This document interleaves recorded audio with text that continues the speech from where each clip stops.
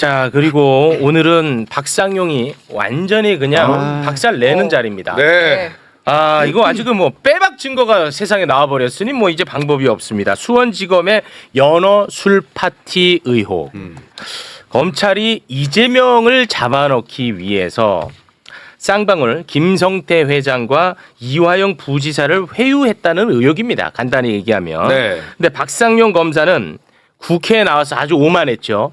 이 문제로 불려 나온 거거든. 맞아요. 이 문제로. 그런데 불려 나와서 술 파티 의혹 같은 거는 전혀 사실이 아니다라고 이야기를 하는데 누구를 통해서 그런 답이 나오냐?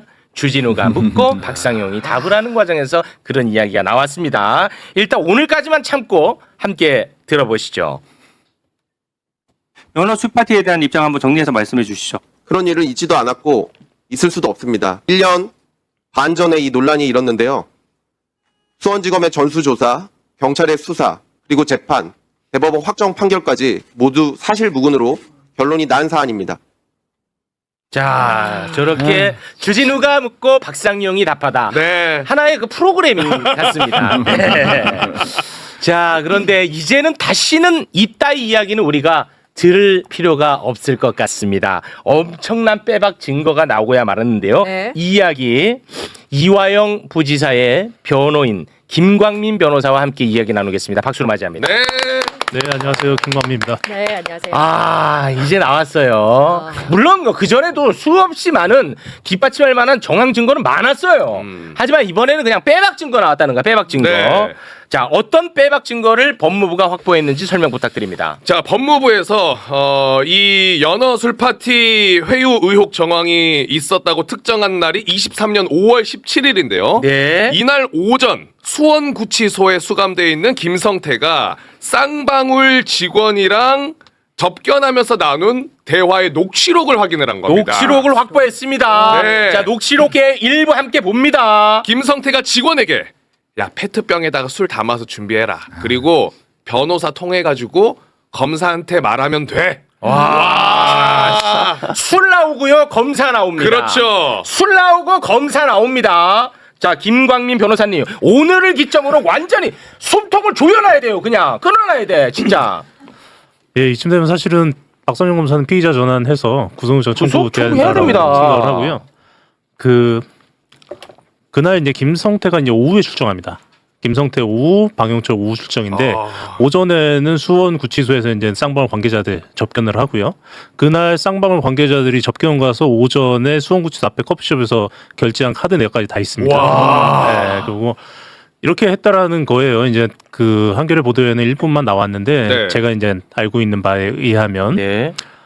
저 당시가 이제 그 김성태, 그러니까 박상용 검사가 김성태를 통해서 이화영에 대한 압박을 거의 뭐 피크로 올릴 때였습니다. 네. 이제 자백해라, 허위 네. 자백해라라고 하는 거고, 그런데도 불구하고 이화영 부지사가 이제 협조를 안 하니까 전날 이제 그 접견에서 일반인 면회에서 쌍방울 이제 관계자한테 한 얘기가 내가 오늘 이화영이랑 끝장을 본다. 오늘 끝장을 볼 거고, 소주라도 한 잔 마시면서 설득해야 되니까 이따 올 때 술 챙겨와라. 와, 직원한테. 네, 물처럼 보이게 해서 챙겨오고 미친놈들이지. 이미 검사랑 합의가 됐다. 이렇게 얘기했다라는 거예요. 네. 그러니까 여기서 저는 이제 사실은 박상용은 이제 그 국회까지 나와서 이제 그런 일 없었다라고 우기긴 했지만 네. 저는 뭐 지금까지 나왔던 증거만으로 해도 이미 술파는 다 입증이 됐다라고 생각을 했고. 네, 저도 그렇게 생각합니다. 네, 근데 이 녹취를 통해서 사실 확인할 수 있는 한 가지 중요한 사안은 뭐냐면 5월 17일 날 술판이 우발적으로 발생한 사건이 아니다. 네, 사전에 기획됐다라는 거라고 그게 중요하다고 봐요. 그러니까 네. 이미 검사랑 협의를 했다. 네, 술을 갖고 와라 하니까 5월 17일 날 술을 먹으려고 준비를 했던 거고 이 사안이 수원지검하고까지 협의가 됐고 네. 그리고 사실은 이날 수원지검이 회를 주문한 내역까지 나왔잖아요. 네. 예, 뭐 한 차량 한 10분 정도 거리되는 횟집에서 주문하고 결제한 내역까지 나왔으니까 이거는 그 사전에 술을 마시면서 이화영을 설득해서 이재명을 구속시키겠다라는 네. 일련의 기획이 수원지검과 쌍방울 간에 상당히 긴밀하게 협의가 됐었고 네. 지금까지 박상용 검사가 그토록 부인을 했었던 술파는 그 김성태 또는 쌍방울 직원들에 의한 우발적인 사건이 아니라 기획된 사건이었다. 네. 이게 중요한 내용이라고 생각합니다. 그렇습니다. 이거는 사실 엄청나게 큰 사건이야. 이거는 차기 가장 유력한 대선 주자를 무고하게 잡아가지고 제거하려고 했는데 거기에 검찰이 동원된 겁니다. 지금 어마어마한 사건입니다. 이거는. 증거를 적극적으로 만들어냈다라는 거잖아요. 네. 구속된 피의자를 통해서. 그리고 저도 뭐 계속 말씀드리지만 그 구속된 피의자가 하루 이틀 있었던 것도 아니고 1년 넘게 독방에서 생활하고 있던 상황이었고 김성태라고 하는 자는 뭐 출신이야 뭐 범죄와 관련되어 있다고 할지라도 어쨌든 회사를 운영하고 있는 사람이었는데 그 회사를 공중분해시켜가면서 그러니까 중견기업 하나를 완전히 날려가면서 몇 사람을 구속시켜놓고 그 와중에 도대체 김성태가 뭔데 내가 오늘은 끝장을 봐야겠다라는 말을 주변에 할 정도로 그러니까 김성태가 그러니까. 완전히 이제 검찰 편에 섰다는 거 아니에요. 그렇습니다. 이거는 그러니까 공권력 살인인 거예요, 사실. 네, 이거 심각한 사건이야. 그러고 나서 조금 전에 바치식 국회 나와가지고 저렇게 당당하게 당당해, 억울해. 경찰 수사하고 검찰 수사하고 대법원 확정 판결까지 났다라는 위증을 저렇게 네. 납빛 하나 안 벗고 살 수 있다는 거. 아. 저거 대한민국 검찰이 지난 어떻게 검찰이 수사를 해갖고 재판했는지를 단적으로 보여주는 거예요. 박상규라는 사람이 뭐 검찰 내에서 그냥 뭐 찌질한 인물이었나요? 대표적인 사건들을 계속 이끌어왔던 특수의 간판이었잖아요. 간판 중에 하나였잖아요. 네. 이거는 너무 심각하다. 연어 술 파티 하면은 바로 또 떠오르는 사건이 있잖아요. 한명숙 네. 사건에서 재소자들 불러서 한은상 씨 거기서 초밥 파티 했어요. 술 먹고 초밥 파티하고 핸드폰 가지고 가족들이랑 통화하게 해주고 그러면서 한명숙 전 총리에 대해서 그 모해 위증을 네. 하도록 집체 훈련을 시켰죠. 그 사람이 이번에 쿠팡 어미준. 문지석 검사 눈물 흘리게 했던 어미준. 그 쿠팡 어미준. 그 무혐의 처리하라고 했던 어미준 네. 그 집체 교육의 집행 책임자였어요. 지금도 어미진도 똑같아요. 거기에 대해서 전혀 사실이 아니다라고 지금도 억지 부리고 있어요. 똑같은 태도로 국회 나서도 그랬었고. 네. 참 잘하는 짓들이 와, 이거는 완전 이제 급변하는 거 아닌가요? 이거? 급변할 수밖에 없고요. 뭐 또 관련돼서 뭐 정황도 나온 것 중에는 네. 5월 10일경인 것 같은데요. 5월 네, 5월 10일경 같은데 그러니까 저때 박상용 검사가 했던 일 중에 하나가 쌍방울 임직원들을 무차별적으로 검사실에 불러서 김성태랑 같이 모의를 하게 만들었던 건데, 네, 그러니까 그 목적 중에 하나는 이거예요. 이화영 부지사가 이제 소위 말해서 항복 선언을 안 하니까 네. 이화영에 대한 피의 사실을 늘려야 되잖아요. 이것도 걸고 이것도 걸어서 너 이제 깜빡해서 못 나온다 이렇게까지 만들어야 되는데 그 중에 하나가 네. 모 경찰의 그 승진 청탁을 김성태한테 받고 수천만 원 뇌물 받았다라는 내용도 있고 현재 그거는 기소돼가지고 재판 중입니다. 근데 아, 이화영 부지사가 김성태로부터 경찰 인사를 청탁받았다는 거예요? 네. 아, 그것도 기소돼 있어요? 기소돼 있습니다. 그래서 1심 재판 중인데 아, 그래요?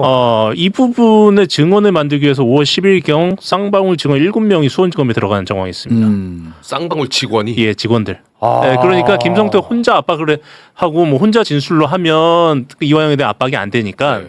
쌍방울 직원들 임직원들하고 김성태하고 진술을 맞춰야 되는데 이네들이 진술이 안 맞는 거예요. 그러니까 처음에는 쌍방울 직원 한두 명을 불러다가 말 바꾸고 맞추고 했는데 안 되니까 네. 5월 10일 날 정도에는 아예 쌍방울 직원 7명을 때로 불러다가 와. 때를 불러다가 야 이화영한테 이렇게 해서 돈 주고 어떻게 하고 어떤 청탁을 했고 넌 옆에서 들었고 뭐 이런 내용 맞추기 위해서 7명을 불러다가 와. 그 안에서 진술 세미나를 했다라는 정황도 유력하게 나와 있습니다. 아니, 그러니까 회유만 있었던 게 아니고 협박이 있었던 거네. 아예 협박을 했고요. 그리고 그 당시에 이화영 부지사의 정신 상태는 거의 피폐해져가지고 아, 당시 그럴 수밖에 없죠. 상황도 기억하지 못할 정도의 막 이런 상황까지 만들어 놓은 거예요. 사람을 아예 바보로 만들어 놨고 와. 그러다 보니까 이 사건 초기에 술파티 얘기하면 날짜 진술이나 당시 상황 진술이나 이런 데서 이 약간씩 오류가 발생했는데 초반에 그걸 가지고 엄청나게 공격을 했죠. 근데 지금 와. 알고 보니 그 당시에 이 제정신을 가지고 이때 상황을 다 기억하고 있으면 그게 이상할 정도의 상황을 만들어 놨었던 거예요. 야, 5월 10일은 별건으로 이화영을 잡아놓으려고 인사청탁건으로 입맞춤을 하려는 정황이 있었다는 거야.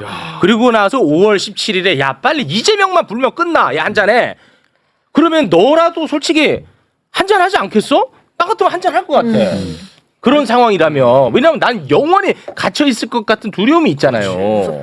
구속 피해자들에게 저런 식으로 했던 게 최근에 대장동 재판도 남욱변호사도 입장 바꾼 게 다 있잖아요. 바꿨어요. 검사 다 20명이 바꿨어. 돌아가면서 들어와가지고 물어보는데 누가 들어와서 물어봤는지도 모르겠고 아. 자꾸 옆에서 그랬다 하니까 나중에는 그랬던 것 같습니다 이렇게 되더라는 거 아니에요. 그랬더니 나중에 이제 얘기 잘 풀고 난 뒤부터는 과일도 먹으라고 주고 그 자리에서 똑같아요. 야, 이거 심각하다. 그렇게 되고 또 어제인 것 같은데요. 어젠가 오늘 아침인가 같은데 설주환 변호사가 뭐 유튜버에 나와서 재밌는 얘기했더라고요. 뭐예요? 어떤 얘기했냐면 6월 9일 날 예, 설주환이 뭐 사퇴 압박을 받았다 이렇게 주장했잖아요. 아, 네. 예. 그 어쨌든 6월 9일 조사 이후에 설주환이 그 조사 입회를 안 들어옵니다. 네. 안 들어오고 나니까 박상용 검사는 국회에 나와서 설주환 변호사가 안 들어오니까 이화영이 안달이 났다. 아, 변호사가 없어서 안달이 났다라고 주장하는데 이건 기본적으로 말이 안 돼요. 왜냐하면 피의자는 변호인이 섭외가 안 되면 그거 핑계로 해서 조사 거부하면 되거든요. 네. 그러니까 이화영은 조사 안 받으면 되는 거예요. 그 당시에 실제로 안달 난 거는 이화영이 아니라 박상용이었습니다. 그러니까 이화영한테 빨리 이제 이재명 꼬린시킬 수 있는 진술을 받아야 되는데 변호사가 없어져 버리니까. 그래서 설주환이 어떤 얘기를 했냐면 6월 13일 또는 14일 정도에 박상용이 전화 왔다는 거예요. 전화 와가지고 너 왜 안 오냐 좀 들어와라. 오히려 네, 박상용이 전화 와가지고 입회를 요구를 했고 그때 그 전화기로 옆에 있던 이화영을 바꿔줬답니다. 바꿔줘서 통화를 했고 그 녹취를 설주한 얘기는 난 지금도 갖고 있다. 근데 그 녹취 내용인즉 이화영이 나는 이재명에 대해서 진술하지 않았어. 라고 얘기를 한 녹취를 갖고 있다는 거예요. 이러면서 이제 자기가 여차하면 이걸 터뜨리겠다라고 식의 유튜브 발언을 한 것 같은데 아니 그래요? 그거는 근데- 누구를 겨냥한 거예요? 이화영이 거짓말한다라는 건데 근데 제가 누누이 주장했듯이 그쯤 9일부터 13일 어간 그러니까 30일까지 그러니까 9일부터 6월 초에 이화영의 진술 조서에는 이재명 관련 사안에 대해서 전부 다 부인하고 있습니다. 네. 그러니까 이네들은 지금 그 해당 조서를 제대로 못 보니까 못 보고 지금 여러 가지 정황이 나오면서 코너에 몰리니까 아무 말 대잔치는 하고 있는 건데 아무 말 대잔치 중에 지금 매우 중요하게 당시 박상용이 자신에게 전화해서 출석을 요구했고 자신이 거부하자 옆에 있던 이화영을 바꿔주기까지 했다. 라는 진술까지 나와버린 거예요. 와. 그거 자체도 근데 문제 있는 거 아니에요? 검사가. 굉장히 아니 그러게 나는 그걸 왜 얘기하나 싶어가지고. 그러니까 지금 제 생각은 이렇습니다. 지금까지는 설주환이 상당히 애매한 진술을 하면서 박상용의 알리바리를 대줬거든요. 네. 결정적인 진술 안 하고 그냥 단지 그때 내가 변호한 거 맞아. 그때 내가 김현지와 소통한 거 맞아. 딱 이 정도만. 네. 이 정도만 하면서 박상용을 카바쳐주는 듯한 태도를 보였는데 네. 이제 설주환도 자기 살 길 찾아 나간 것 같아요. 아 그렇게 보입니다. 예. 야 이거는 아무튼 술 파티가 있었다는 아주 가장 결정적인 증거를 법무부가 확보를 했다고 하니까 네. 앞으로는 이게 어떻게 펼쳐질지 저희가 잘 지켜보도록 하겠습니다. 네. 한 말씀만 네. 좀 드리겠습니다. 그동안 사실은 이화영 부지사님의 사모님 정말 고생 많으셨거든요. 네. 네, 그래서 두 분 응원하는 단톡이 있습니다. 그 힘내라 이화영이라는 단톡 검색하시면 카카오톡에서 들어오실 수 있고요. 오셔가지고 따뜻한 말씀 한마디 좀 부탁드리겠습니다. 감사합니다. 그 얘기를 굳이 하는 이유는 좀 많이 힘든가 보군요. 정서적으로. 예, 정서적으로 힘드시고요. 아 그래요. 아니, 굳이 물어보셔서 말씀드린데 그 안에 들어오시면 그 백정화 사모님 후원해 줄 수 있는 계좌가 있어서 네, 알겠습니다. 네, 힘내라 이화영. 예, 힘내라 이화영. 네, 알겠습니다. 뭐 아주 큰 박수는 쳐드릴 수는 없습니다만 그래도 적당한 박수 정도는 받을 줄 알았는데 고생하고 돌아왔더니 대한민국 언론, 대한민국 국민의힘 정당 어마어마하게 우리 의원님을 공격을 하고 있습니다. 자, 그 상황을 하나하나 저희가 또 짚어보도록 하겠습니다. 우리 의원님께서는 캄보디아 상황을 이제 점검도 하고 그리고 해결할 수 있는 부분 또 해결하기 위해서 캄보디아를 향했는데 캄보디아 이제 감금됐던 3명의 대한민국 청년을 구출을 했습니다. 물론 현재는 캄보디아 경찰서 유치장에 있는 상태입니다. 현재는. 예. 네. 근데 일부 교민이 아니 이 사람들은 피해자가 아니고 가해자인데 무슨 뭐 정치 쇼를 하느냐라는 또 거친 표현까지 썼고요. 네. 그것과 이제 비슷한 결의 이야기를 국민의힘에서 엄청나게 쏟아내고 있습니다. 아니 세금으로 우리 피해자들 구출해 오라고 했더니 가해자들만 다 데리고 오고 뭐 하는 짓이냐고 지금 난리가 났거든요. 네. 하나하나 좀 살펴보도록 하겠습니다. 일단 가셔서 이 청년 3명을 구출했다라는 이제 보도가 있었는데 관련 이야기를 좀 한번 해주시죠. 네. 저희 민주당에서 제외 국민 안전 TF를 만들어서 저를 비롯해서 3명이 급파를 했죠. 지난주 수요일 날 출발을 해서 목요일 금요일까지 하긴 했고 저는 하루 더 있다가 왔습니다. 네. 그래서 간 이유가 지금 보이스피싱이라든가 사이버 범죄에 많이 노출이 돼 있는 데가 그 캄보디아잖아요. 네. 그래서 우리 청년들이 거기에서 되게 위험함을 많이 빠져 있고 또 그들이 이런 사이버 범죄를 통해서 우리 국내에서는 또 피해를 보는 분들이 급증하잖아요. 네. 이것을 실태를 확인하고 발본색원을 하기 위한 어떤 대책을 세워야 된다라고 지난주에 여론이 많았습니다. 그래서 그것을 수행하기 위해서 당에서는 이제 단을 구성해서 갔고 정부에서는 종합대응팀이 가서 했죠. 그래서 사실은 18일 날 이제 정부 차원에서는 64명을 소환해 왔고요. 피의자를 한국으로 이제 소환을 했습니다. 네. 그래서 네. 지금 수사가 진행되고 있고 그리고 일부 저희- 피의자는 이제 네. 구속영장이 청구가 된 상태인데 그렇죠. 네. 검찰의 반려가 또 있었다는 보도가 있어서 좀 헷갈리는 부분도 있고요. 네. 그리고 저는 거기에 또 남아서 우리 그 젊은이들 중에 감금되어서 있는 3명을 빼내왔죠. 네. 경찰과 해서. 그래서 이제 그 관련 거를 마무리를 하고 오니라고 하루 더 있다가 왔습니다. 네, 그 세 명은 어떻게 또 구출을 하셨습니까? 네, 3명은 제가 사실 이거 출발점은 우리 지역구에 있는 민원에서 시작이 됐습니다. 정모군의 어머니 민원이었는데 제가 단장으로 간다고 하니까 8월 15일 날 캄보디아 프롬페스로 아들이 갔는데 연락이 안 된다. 우리 아들도 지금 범죄 속으로 있는 거 아니냐. 제발 구해달라라는 울부짖는 그런 민원이 있었습니다. 그래서 저는 출발하면서도 정모군뿐만 아니라 많은 우리 청년들이 네. 자이든 타이든 하여튼 그런 데에 빠져들어서 네. 피해자이면서도 가해자 역할을 하고 있지 않겠느냐 해서 어떻게든 한 명이라도 구해와야 되고 또 빨리 그 범죄 속으로 해서 우리가 데리고 와서 네. 거기에 대한 합당한 법적 조치를 하고 네. 끝나고 나면은 이제 정상적인 생활을 하도록 해야 되는 것이 국가의 임무잖아요. 그렇습니다. 그래서 목숨의 위기까지 가 있는 청년들 국가의 책무가 뭐겠습니까? 가장 중요한 책무는 저는 국민의 생명을 지켜내는 거고 생명을 구하는 거라고 봅니다. 그거보다 네. 더 큰 가치는 없죠. 제가 39년 동안 젊은이와 나라를 지키는 일을 했고 그 젊은 청년들이 위험에 빠져 있는데 구하는 것이 당연하다고 생각해서 제가 자청해서 우리 정청래 대표하고 네. TF를 구성해서 갔었고요. 네. 그래서 절박한 심정, 네. 간절한 심정으로 갔습니다. 그 우여곡절 끝에 그 위치를 파악하고 네, 그렇게 이제 구조까지 됐는데 네, 그 구조하는 과정에서 그 교민 사회에서 도움을 좀 많이 준 걸로 알고 있는데 네, 많이 줬죠. 왜 그 교민 일부는 그 네. 김병주 저거 이 범죄들 잡아놓고 왜 이렇게 네. 쇼하냐고 아주 거친 표현이 왜 나오는 걸까요? 교민들이라고 표현하긴 뭐하고 한 분이 페이스북에 올렸죠. 불만 네. 섞인 여러 가지를 저는 뭐 충분히 이해갑니다. 왜냐하면은 우리 정모군을 구해야 되겠다는 마음으로 그 속에 있었기 때문에 네. 도착과 동시에 모든 제가 알고 있는 루트를 가동시켰어요. 네. 프롬페스에 있는데 찾기 어렵잖아요. 그렇죠. 그럼 자기가 아는 모든 걸 해야 되기 때문에 먼저 한인회장하고 한인 지도부에 이런 인원이 있는데 좀 구출 좀 수소문을 했고요. 대사관에도 경찰이 파견돼 있는데 수소문하고 그다음에 캄보디아 정부 측의 고위급들하고 만나게 됐는데 도움을 요청을 했었죠. 그런데 프롬페스에 있다는 사실로는 사실은 빼내올 수가 없잖아요. 네. 그래서 제가 우리 보좌진들한테 어머니하고 소통을 해서 제발 그 위치를 좀 확인해봐라 라고 했는데 다행히 확인이 되기 시작했어요. 전에 그 친구가 정모군이 도착을 해서 자기 사무실에서 밖에 전경을 찍어서 친구한테 보낸 게 있어요. 그리고 자기는 30층 빌딩인데 13층에 있다. 그 프롬페스는 고층 빌딩이 많지 않습니다. 그래서 그 정모군의 친구, 가족, 저희 보좌진들이 구글 어스를 가지고 분석을 해보니까 대충 어디가 나오는 겁니다. 네. 그래서 이제 캄보디아 한인회와 연계해서 네. 그 지역을 잘 아는 한인회하고 이런 30층짜리 옥상에 수영장이 있고 13층이라고 하는데 좀 여기가 맞느냐. 아니 한인회가 많이 도움을 주셨어요. 거기가 맞다 했고 13층까지 나오면서 그것이 18일 날 그러니까 17일 날 금요일 날 한 12시쯤 13층 정도라는 정보가 나왔어요.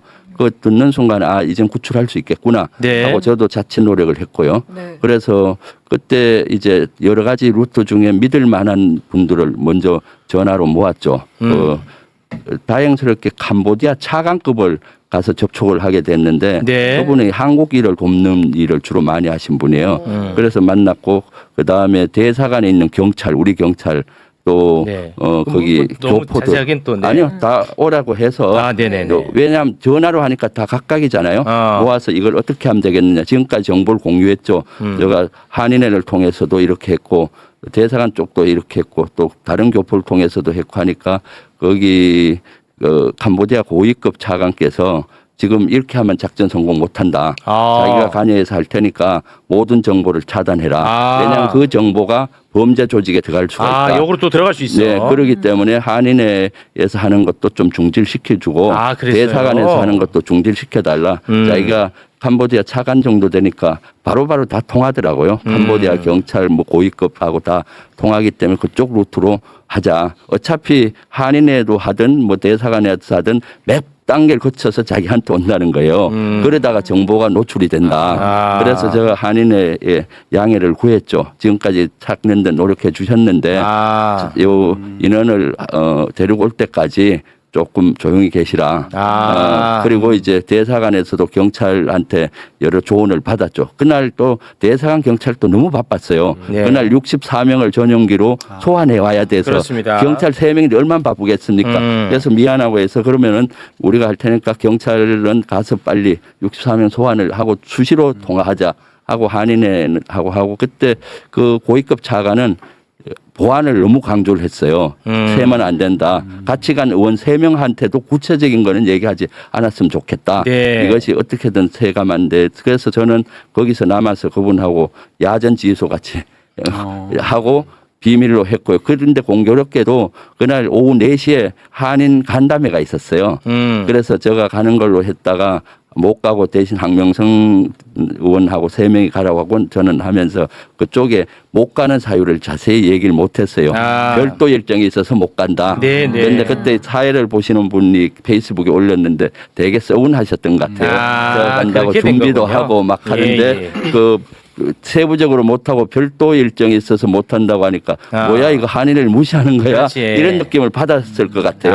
그런 한계가 있었고요. 또 네네. 그분은 이 인원들을 한인에서 그 찾는 과정에서 건물이 나오고 13층 정도 나오니까 자체 바로 신고하고 네. 자체 또 노력을 했더라고요. 저는 알겠습니다. 거기까지 갔는지 몰랐는데 네. 그렇게 하다 제가 크로스 시키니까 대단히 서운하셨던 것 같아요. 알겠습니다. 네. 그래서 아마도 그런 이제 불만의 목소리가 좀 나온 게 아니겠느냐. 근데 네. 이렇게 지금 굉장히 민감한 사안이잖아요. 국민들 네. 촉각을 곤두세우고 있고 그러면 설령 한 교민이 그런 말씀을 하셨더라도 저 전후관계를 좀 언론에서 파악을 해가지고 네. 이걸 보도해야 되는데 그게 나오는 게 일방적으로 막 크게 정치쇼라고 막 맞습니다. 그만 써버리니까 예. 지금 이제 그게 중요한 게 아니거든요. 네, 그게 이 상황이 아닌데. 매우 이제 긴박하고 아니, 중요한 이야기가 너무나 많은데. 그럼요. 저는 네. 군에서도 군사 작전을 많이 했지만은 여기서 하나만 삐끗해도 다시 잠적해버리면은 진짜 그렇죠. 위험하잖아요. 네. 그래서 거기에서 하고 고비가 너무 많았습니다. 네. 그 고위급이 나서는데도 그 보니까 정상적으로 신고가 되면은 한 20일 걸려서 수색이 들어가더라고요. 아유. 그럼 다 경찰위원회가 열려서 한 4, 5일 후에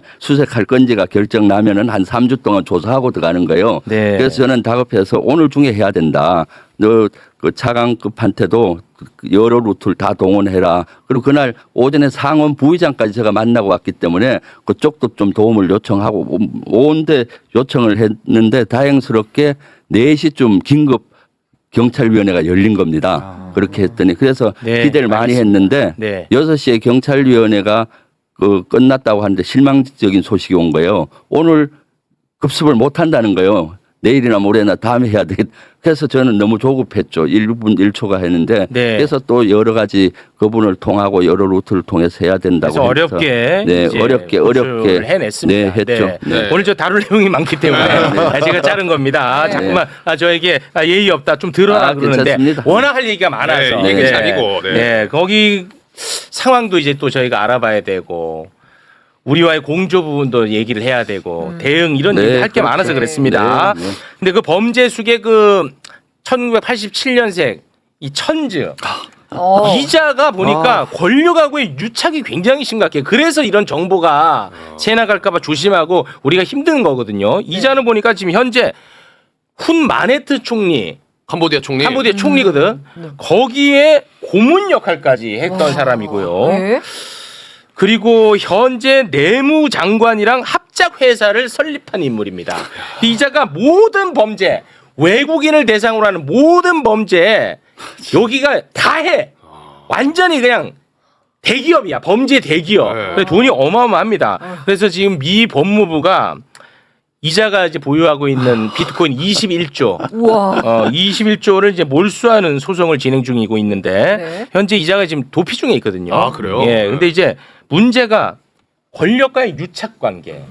그리고 심지어 혹시 그 총리도 뭔가 깨끗하지 않으면 이게 공주가 힘들 거 아니겠습니까? 그렇죠. 네. 이 부분이 걱정이 많이 돼요, 네. 의원님. 그렇죠. 그런 부분이 우려되는 지점이죠. 사실은 권력과 대규모 범죄 조직이 연루되면은 이것이 어려워지는데 네. 이번에 정부 대표단하고 저희 가서 상하원 의원들을 다 만나서 했을 때 지금 훈만의 총리도 여기에 대해서 대규모 사이버 범죄 소탕을 천명했고 네. 그래서 2달 전부터 그런 소탕 작전이 시작이 됐습니다. 왜냐하면 훈만의 총리가 된 지 2년 됐거든요. 네. 본인도 이것을 바로 잡지 못하면은 본인 정권이 문제가 된다는 걸 깊게 인식한다 그러더라고요. 네. 그래서 좀 기대해 봐야 되고 또 이번에 그 저희 정치인들도 가고 그 이재명 정부의 대표단도 가서 하니까 이 심각성을 그 캄보디아의 정치권들이 알게 됐습니다. 네. 그래서 이번에 생각보다 아주 의지를 갖고 하려고 하고 있고 우리와 아, 협조 그런가요? 체제를 만들고 왔습니다. 아 근데 희망적인 말씀을 좀 많이 해주셨는데 네. 제가 좀 찬물을 끼얹는 것 같아서 죄송한데 그렇지 않은 정황도 좀 포착이 되고 있거든요. 네. 이재명 대통령이 이제 캄보디아하고 매우 사이가 안 좋은 태국 총리하고 통화를 했어요. 네. 근데 이 태국 총리와의 통화 이후에 태국 언론 매체가 보도한 게 있는데 네. 보도를 잠깐 소개해 주시겠습니까? 태국 매체 보도 내용을 보니까 이제 태국 총리가 아누틴 총리인데요. 아누틴 총리와 이재명 대통령이 캄보디아의 한국인 관련 범죄 문제 해결 방안을 논의할 계획이다. 이런 이제 보도가 나온 거예요. 네. 이거는 우리 정부에서는 밝히지 않은 내용입니다. 아. 저게 사실인지 아닌지도 알 수가 없는 상황이에요. 네. 태국에서 저런 이제 보도가 있었던 거고. 그리고 나중에 이제 우리 정부 대응팀이 캄보디아의 훈 마네트 총리를 만났지 않았습니까? 네. 외교부 차관 이렇게 이제 만났는데 여기에서 우리 의원님이 말씀하신 것처럼 훈 마네트 총리가 최선을 다해서 저희가 신속하게 수사를 좀 한번 해보겠다. 이거 관심 있게 관심을 갖겠다라고 했는데 네. 한국에 대한 불만을 또 많이 드러냈어. 저 자리에서. 이 자리에서 어. 우리가 여행 경보 지금 상황이 안 좋으니까 그렇네. 여행 경보 상향 조정했거든. 네. 이거 빨리 하향 조정하라고. 다시. 이따위 말할 지금 위치가 아니거든. 그런 얘기를 했고요. 네. 그리고 이 통화와 관련해서 매우 예민하게 반응하면서 우리 문제는 우리 국내가 지금 해결할 수 있다 하면서 아주 예민한 반응을 보였단 말이에요. 네. 이건 어떻게 보십니까? 저 이거 좀 걱정되던데. 그렇죠. 지금 사실은 이 사이버 범죄는 제가 봤을 때 초국가적인 범죄로 지금 크고 있어요. 네. 이것은 캄보디아와 우리와의 문제가 아니라 고무풍선 효과처럼 여기 누르면 옆으로 태국으로 가고 네. 여기 누르면 옆에 베트남으로 가고 이런 구조더라고요 보니까. 네. 그렇기 때문에 사실은 캄보디아를 정리한다고 이게 정리되는 것이 아니고 태국, 베트남 이런 주변국까지 우리 경찰들을 보내서 그러한 공조 체제를 유지하지 않으면 저는 근본적으로 해결이 안 되겠다는 걸 느꼈어요. 네. 그래서 이번에도 그래서 태국에서도 그런 얘기를 하는 것 같고 네. 또 캄보디아는 캄보디아대로 하고 네. 있거든요. 이것이 저는 그동안 이 사이버 범죄가 규모가 좀 조직이 적은 줄 알았는데 가서 깜짝 놀랐어요. 어마어마하죠. 엄청난 조직들이 한 개가 아니라 여러 개 아주 많습니다. 여러 개요? 네, 그런 단지에 가서 작업을 했던 분들 얘기를 들어보니까 그 리모델링 작업했던 교포분이 있어서 들어보니까 한 3,000명에서 5,000명 정도 살고 있고 와. 그 안에 뭐 식당이든 다 있는 거예요. 그런 단지를 자기가 6개 정도 리모델링 작업을 가서 와. 한 적이 있다라고 증언을 하는 걸로 봐서는 그런 데가 곳곳에 있는 거죠. 그래서 예전에는 이게 중국에 주로 있다가 최근 5년 전부터 캄보디아 동남아로 가다가 현재 캄보디아에 가장 많이 몰려 있는 것 같고 왜냐하면 캄보디아가 그러한 범죄의 온상이 되는 조건이 가장 좋더라고요. 왜냐하면 달러화를 거의 다 써요. 달러를. 네. 그러니까 돈 세탁이 쉬운 거예요. 그리고 아마 정치권하고 유착하기 좀 쉬운 그런 것 구조를 같아요. 갖고 그게 있는 핵심인 것 것 같고 같아요. 그러다 보니까 지금 거기에서 우리 한국인 범죄가 많이 일어나고 있어서 지금 이번 기회에 이런 것들을 발본색원해야 되겠다는 네. 거죠. 그래서 캄보디아하고도 그렇고 또 조만간에 아마 태국이나 주변 동남아 국가하고도 정부 차원에서 해야 될 것 같고 네. 아마 정부에서도 할 계획을 갖고 알겠습니다. 있는 것 같아요. 그 캄보디아에 있는 한국 대사관 문제도 지금 언론에서 보도 많이 되고 있거든요. 네. 거기 그 어렵게 그 범죄 조직으로부터 탈출해 가지고 무려 12시간에 걸쳐 가지고 고생 끝에 한국 대사관에 간 거야. 이제 살았다. 새벽 6시에 도착했어. 빨리 들어가야죠. 그럼. 들어가야 될 거 아니야. 네. 위험하니까. 네. 근데 아예 출근 시간 아닙니다. 어. 8시까지 기다리게 한 거예요. 그 8시까지. 앞에서 문 열면 출근 시간 되면 다시 오세요. 캄보디아 대사가 윤석열이 임명했던 대사가 외교 전문가가 아니라 산업자원부 출신 공무원이었고 부산 엑스포 유치에 앞장섰던 사람이 가서 ODA 사업 관련 회의들만 주구장창했다는 거 아니에요? 그러니까 그 문제 그 아닙니까? 문제가 이렇게 쌓인 거예요. 그러니까 윤석열 정부 때 경찰 공무원들이 한 1,500명 해외에 파견 가서 네. 이런 범죄 소탕을 위해서 또 우리 맞습니다. 교민들의 권익을 위해서 활동했는데 거의 다 줄였어요. 몇십 명만 놔두고. 맞아요. 그러다 보니까 이런 기능들이 다시 스물스물 올라온 겁니다. 아유. 그래서 이번에 이재명 정부에서는 일단 캄보디아하고는 합동 수사 TF를 만들어서 우리 경찰을 파견을 하는 이런 조치를 하고 있고요. 이것은 주변 동남아 국가하고도 지금 협의를 하려고 하고 있고 네. 저희 의원단은 상원의원을 만나서 합동수사 TF도 만들어지는데 네. 거기 우리 파견된 경찰에게 우리 한국인에 대한 수사권은 좀 부여해야 된다라고 요구를 했습니다. 안 그러면 우리가 늘 보조적인 역할밖에 못 하잖아요. 네. 그랬더니 그 캄보디아 상원의 부의장을 비롯해서 거기에 전적으로 동의하고 본인들도 검토를 해보겠다라고까지 확답을 받고 왔습니다. 네. 그러니까 저는 네, 이 문제 해결하는 데 있어서 물론 사실은 저 이제 국회의원이라서 말씀이 조심스러울 수밖에 없어요. 국가 간의 외교 문제로 그러네요. 갈 수 네. 있기 때문에 그래요? 그래서 그럼에도 불구하고 말씀을 조금 깎아서 예. 이게 드린다면 이 지금 훈 마그넷 총리가 훈센 전 총리의 아들이잖아요. 네. 훈센 전 총리는 32살에 집권해서 38년 정도 하고 아들한테 넘겨준 거예요. 네. 예. 그리고 이 얘기를 하지 않을 수 없죠. 그 김건희 윤석열 주도로 해서 캄보디아 ODA 20배 예. 늘었던 거 아니에요. 저는 감금 신고가 급증하는데 계속 지원 ODA 예산 줍니다. 늘려가 20배 늘렸잖아요. 20배. 진짜 나쁜 정부지. 자, 그러면 사실은 굉장히 조심스러울 수 외교적인 문제로 비화할 수 있기 때문에 조심스러울 수밖에 없지만 한국에서는 적어도 한국에서는 이 ODA가 늘어나면서 혹시 그 ODA가 들어가고 그 다음에 훈센이나 훈 마그넷 그 정부 쪽에서 이 아까 얘기했던 그 프린스 그룹 이쪽하고 뭐 그 다음에 또 한국인들이 거기서 코인 관련된 일도 하는 분들이 계세요. 네. 그 캄보디아 주식거래소의 그 제일 주식을 가장 많이 갖고 있는 게 또 한국거래소이기도 해요. 이런 등등의 사실은 경제적으로 정경유착을 통해서 범죄 조직이 그대로 뭐 이렇게 이게 활개를 칠 수 있는 조건들이 규모를 더 키워주고 아니겠느냐. 그런 조건들이 좀 만들어지고 또 그 과정에서 한국에서의 간 ODA 자금이 다른 방식으로 누군가에게 갔을 가능성. 네. 아따 조심스럽다 이거 말하기가 너무 힘드네. 대충 무슨 말씀인지 알아들으시죠? 네. 근데 그런 부분들에 대해서도 우리가 정말 잘 들여다봐야 됩니다. 저거 굉장히 중요한 부분 또 하나는 아까 이제 경찰 외사과 직원들이 1,000여 명에서 30여 명 정도로 줄었다고 했잖아요. 그렇습니다. 외국에 파견 나갔던 경찰이 다 줄어들었다는 게 정말 황당한 게 이게 그 현지 교민들과 관련된 문제뿐만 아니라 다들 아시겠지만 이 사람들이 했던 일이 국내 대한민국을 향해서 범죄를 저질렀던 거잖아요. 보이스피싱, 스미싱, 네. 로맨스 게임, 주식 국가주자, 주식방으로 사기 다 대한민국이 피해를 입었던 그렇습니다. 거예요. 근데 윤석열 정부 들어서 저런 조치를 취해들여서 우연인지 필연인지 모르겠지만 그 캄보디아로 출국했다가 캄보디아에서 들어오지 않은 대한민국 사람들 네. 숫자가 2021년까지만 해도 900명 정도에 그쳤거든요. 네. 2022년에 3,000명 단위로 늘어나요. 맞습니다. 3,000명, 2,000명, 3,000명 그렇게 계속 이어져요. 네. 그러니까 거기가 풀어지니까 우리 경찰이 안 가 있으니까 다 글로 간 거예요. 그러니까. 그래서 우리 대한민국 국민들이 피해를 봤어요, 이게. 심각하다니까 지금. 그렇죠. 거기 사실은 경찰도 원래 1명 있다가 이제 겨우 2명에서 3명밖에 우리 경찰이 안 가 있어요. 그러니까 그 경찰도 하소연을 하더라고요. 제발 인원 좀 증언을 해달라. 네. 지금 이런 신고들이 너무 많이 들어오는데 너무 인력이 부족하다 해서 사실 제가 봤을 때는 경찰을 대대적으로 좀 보내서 특히 동남아 국가에 대해서는 사이버 범죄에 대해서 좀 완전 소탕을 해야 우리 국내에도 피해가 없고 네. 또 젊은이들이 그런 유혹에 빠지지 않는 구조를 만들지 않겠습니까? 네. 이번에 64명 그 전 세계로 돌아왔는데 저 이상한 통계가 있는 거예요. 이게 이제 각 그 경찰청으로 쭉 인원 배치를 이렇게 수사를 하라고 배치를 했는데 충남 경찰청에 45명이. 네. 네. 제일 많더라고요. 네. 그 45명이 천안에 소재한 한 학교 대학생들이에요. 그러니까 어느 그 범죄 조직이 어느 하나를 딱 찍어가지고 그 지역을 타겟팅하는구나. 타겟팅해가지고 거기서 선후배들을 쭉 그렇죠.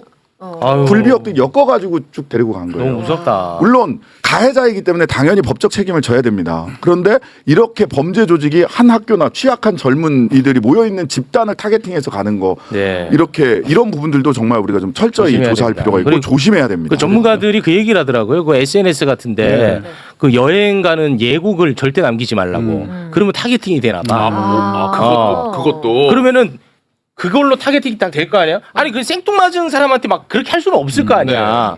그러면은 예를 들어 나 뭐 언제부터 언제까지 캄보디아 간다 뭐 이런 거 올리면 그 사람이 타겟팅이 돼서 그 사람이랑 친한 사람 또는 그 사람이 필요로 하는 사람을 접근을 시키는 거야.